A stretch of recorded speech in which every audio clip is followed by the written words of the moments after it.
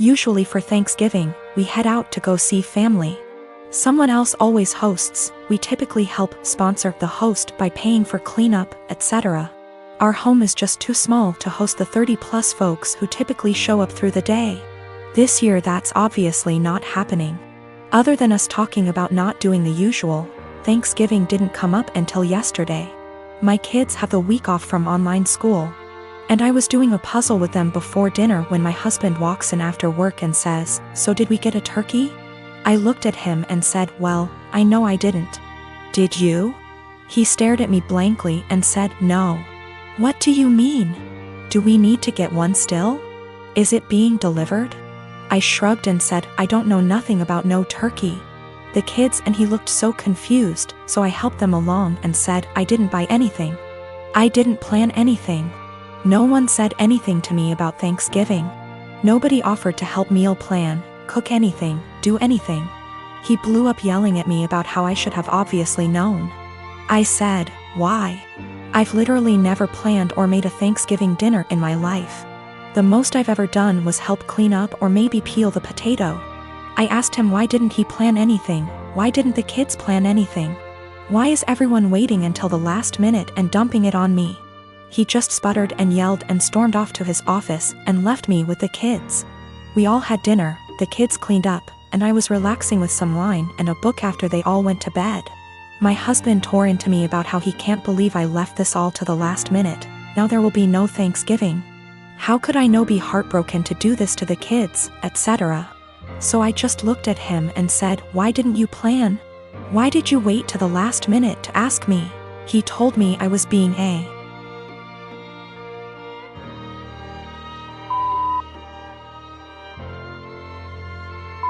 for no reason and stomped off to go sleep in his office. He left without saying a word this morning. I followed up with my kids and asked them if they wanted Thanksgiving. They said they didn't care because the food isn't that good most of the time anyway. I work as well. We split chores, but there's no hard line. I do some, he does some. We both cook, and the oldest cooks as well. I just don't get why Thanksgiving is on my plate. Why, just because I'm a woman? A lot of people seem to think that my kids are like toddlers or something. They're old enough to help make the menu for dinners, help with cooking, etc. Anyway, I told my husband that if he wants to do some traditional Thanksgiving with all the fattening, carby, salty, beige food, he can go ahead and plan it and I'll help in the same capacity as always. If he wants me and the kids to cook something together, aka a normal, average Thursday, I'll continue with what was scheduled. The kids genuinely do not care. Thanksgiving doesn't mean anything to them. One of them has been asking for us to stay home for years. One of them barely touches the food as it, and the other one only likes to go so she can see her cousins. And she sees them all the time anyway. The middle kid already dug out another puzzle for us and they're just happy they're off school. Also, we don't do Christmas. I am married to my wonderful wife Melody and she is currently pregnant with our first child together.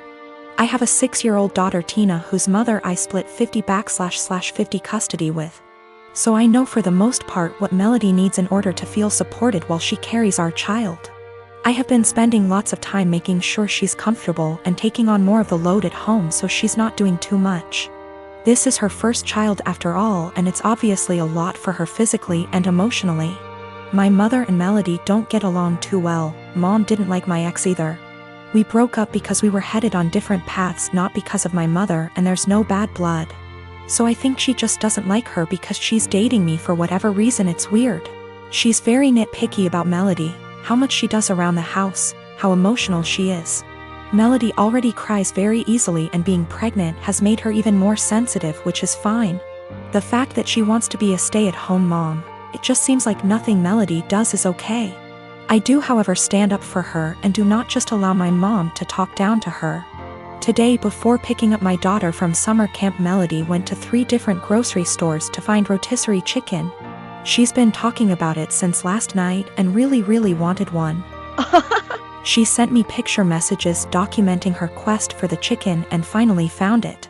My girl was happy. Rotisserie chicken is also kind of a comfort food for her, like spaghetti, because her mom used to make one of those when she was having a lazy day and didn't feel like cooking. She was planning on serving that with some other basic sides for dinner, perfectly fine by me.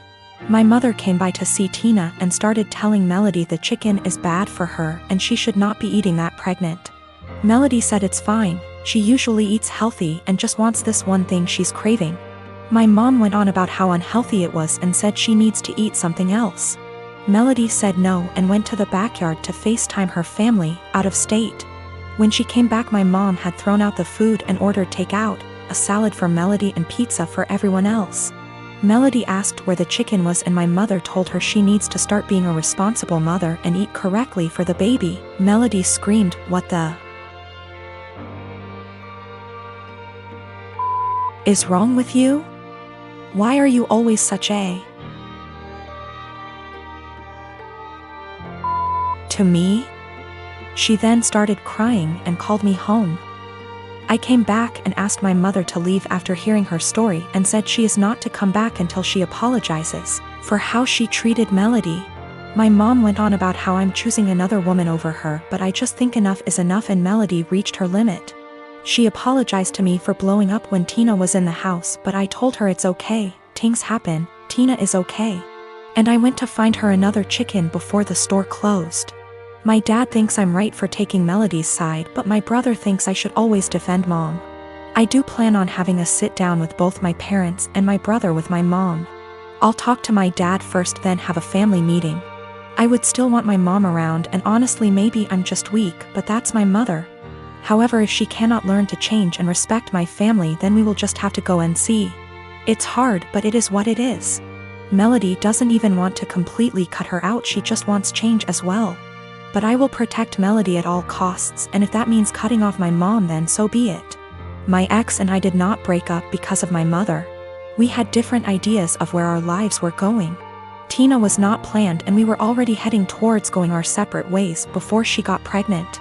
We tried to make it work for Tina, but that's not what relationships are about, so we split and it's working great. My ex and Melody get along great, Tina is happy and we work through things as one big blended family. My ex and Melody have talked about my mother with each other before, and that was when I realized I needed to see a therapist to work through my childhood with a mom like mine. It's a process. I'm working through it the best I can. Melody's pregnancy is going smoothly for the most part.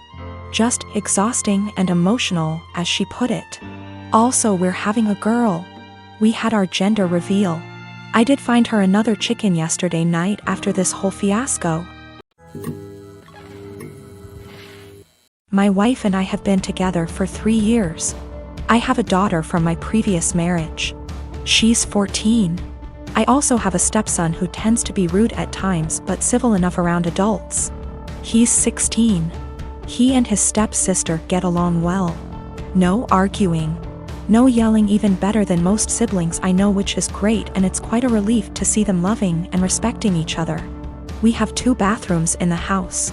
My daughter only uses the smaller one, since it's always available, unlike the main bathroom that me, my stepson and wife often use. I've recently received some money and decided to renovate the small bathroom that my daughter uses, since she complained about things needing to be fixed. I started the renovation 2 days ago, while my daughter uses the main bathroom as an alternative. There were no issues until my wife pulled me aside saying my daughter's been leaving period products inside the bathroom, and it wasn't right cause my stepson would see them. I asked my wife for more clarification, and turns out my daughter gets rid of her used pads by putting them in the trash can inside the bathroom. I told my wife there was nothing wrong with that, so what's the problem? She gave me a look, called me an ignorant, then dropped it. This morning she looked upset and told me my stepson went inside the bathroom after my daughter got out, and probably saw her used pads in the bathroom. I asked if she meant the trash can, and it was confirmed. She then proceeded to tell me to ask my daughter to stop using the main bathroom even though the small one is still in the process of being renovated. I absolutely lost my shit and told her she was making a ridiculously unreasonable demand. Told her it's my daughter's house too. Where is she supposed to go if she can't use both bathrooms? We started arguing back and forth until she said she'd talk to her, but I told her to stop it. She just kept giving me the cold shoulder for hours now, even though my stepson said nothing about this issue as she claims it to be. My wife said she was trying to be a parent, but I treat her as an outsider to my daughter. That's not true. I might have been harsh on her, but in my opinion she wasn't trying to parent, she was being unreasonable. I might be wrong, I just don't see her point. My wife is an incredibly private person, but that doesn't mean she can get others to follow. The trash can we have has a lid. It's a step-on trash can that doesn't require hands. My stepson isn't even aware of what his mom's talking about. He can barely look around, he always has his phone glued to his face, and he doesn't pay attention to anything. My name is Mary, and I'm expecting my first baby with my husband. This is the first grandchild in the family, in-laws, and they said that if the baby's a boy then we'll give him my father-in-law's name. He's dead due to cancer. I had no problem with that. This happened before we found out the gender of the baby. My husband and his family had me do things like attend prayers and do other rituals before the reveal at the doctor's. I didn't like that but went with it to keep the peace. Our appointment came, and it turned out to be a girl. My husband cried in the car, then turned his phone off to hide from his family, then finally told them. His mom and the others made their frustration and disappointment clear, which bothered me cause my daughter deserves to be celebrated, but they ghosted me for days, then started coming over and visiting, constantly referring to my daughter as my son, claiming the results were false and basically pretending it's a boy. I had severe fights with them after they refused to stop it. And my husband sided with them despite seeing how wrong and unreasonable what they were doing was. We didn't speak for a while. Sister-in-law called to apologize, then informed me she arranged for a baby shower for me. I was so excited and happy. But when I arrived I saw blue balloons, blue cake with father-in-law's name / decorations around. I was so confused I had to sit down. Sister-in-law explained they were still hoping the gender results are false and it's a boy. I looked at my husband and he agreed with her. I lost my temper and yelled at them all, calling them delusionals and telling them to stop treating my daughter like she's unwanted and act like she doesn't exist by throwing a party for their imaginary grandson. Mother-in-law broke down crying. I took my bag and walked out immediately. They started yelling and my husband followed me outside and started arguing about how I insulted his family and his dad's memory by acting like that. I told him to wake up and see the insanity in his family's behavior. He said they needed time to process the fact that it's a girl not a boy as they expected, and insisted I play along and they'll soon get over it. I said absolutely not and demanded he take me home. He said no, so I called an Uber and left. He was fuming. He called 15 times, then texted that he won't be coming home till I get my ass over and apologize for ruining everything and accusing them of being mentally unstable. I haven't responded yet. He's constantly pressuring me to get right with his family before we even talk about anything else.